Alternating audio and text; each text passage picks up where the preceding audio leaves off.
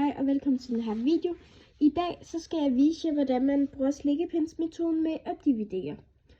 1565 divideret med 5.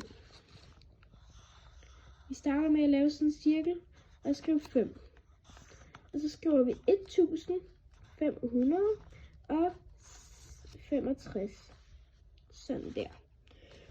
Så tager vi 5 og siger, hvor mange gange kan 5 gå op i 1. Det kan du 0 gange. Og så har vi har jo ikke brugt det eltal der, så det skal vi have ned til 5-tallet her, så det bliver til 15.